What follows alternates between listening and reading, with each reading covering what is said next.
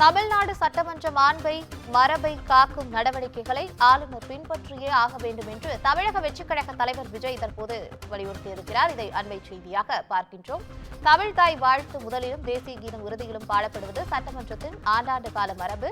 இதை ஆளுநர் RN ரவி கண்டிப்பாக வலியுறுத்தி அதை பின்பற்ற வேண்டும் என்று தற்போது கூறியிருக்கிறார். தமிழக வெற்றிக் கழக தலைவர் விஜய் தமிழ்நாடு சட்டமன்ற மரபை காக்கும் நடவடிக்கைகளை ஆளுநர் பின்பற்றியே வேண்டும் என்று கூறியிருக்கிறார்.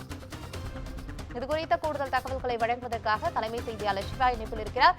வணக்கம் சிவா, இது குறித்தான கூடுதல் விவரங்கள்.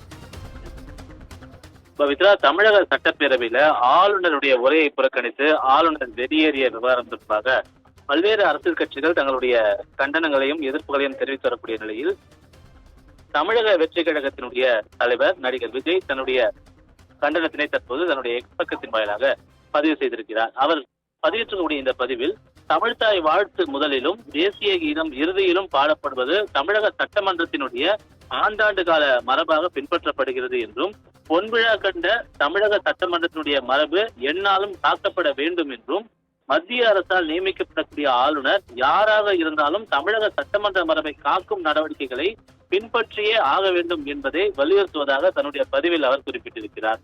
ஒவ்வொரு முறை சட்டமன்றம் கூடும் பொழுதும் மரபு சார்ந்த செயல்பாடுகளில் ஆளுநருக்கும் அரசுக்கும் இடையே மோதல் போக்கு உருவாவது தொடர்கதையாகி வருகிறது என்று குறிப்பிட்டிருக்கக்கூடிய விஜய் இது ஜனநாயகத்திற்கு நல்லது அல்ல என்றும் இந்த போக்கு கைவிடப்பட வேண்டும் என்றும் தெரிவித்திருக்கிறார்.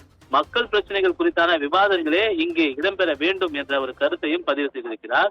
ஆண்டினுடைய முதல் சட்டமன்ற கூட்டத்தொடர் தொடங்கியுள்ள நிலையில அதன் நிகழ்வுகளை உடனுக்குடன் மக்களுக்கு கொண்டு சேர்க்கும் நேரலை ஒளிபரப்பை நிறுத்துவதை ஒருபோதும் ஏற்றுக்கொள்ள முடியாது என்று தமிழக அரசுக்கும் தன்னுடைய கண்டனத்தினை நடிகர் விஜய் குறிப்பிட்டிருக்கிறார். சட்டமன்றத்தில் ஆளும் கட்சி மற்றும் எதிர்கட்சிகளுக்கு இடையே ஜனநாயக முறையில் நடைபெறக்கூடிய விவாதங்களை வெளிப்படையாக தமிழக மக்கள் தெரிந்து கொள்வது அவசியமான ஒன்று என்று குறிப்பிட்டிருக்கக்கூடிய அவர், எனவே சட்டமன்ற நிகழ்ச்சிகள் முழுவதையுமே எந்தவித இடையூறும் இல்லாமல் நேரலையில் ஒளிபரப்ப வேண்டும் என்று தமிழக அரசையும் வலியுறுத்தி இந்த பதிவை அவர் மேற்கொண்டிருக்கிறார். எனவே ஆளுநருக்கு கண்டனம் தெரிவித்திருக்கக்கூடிய விஜய் அரசுக்கு ஒரு கோரிக்கையை வைத்து இந்த பதிவை மேற்கொண்டிருப்பது தற்போதைய அண்மை செய்தியாக பார்க்கப்படுகின்றது. பவித்ரா, தகவலுக்கு நன்றி சிவா.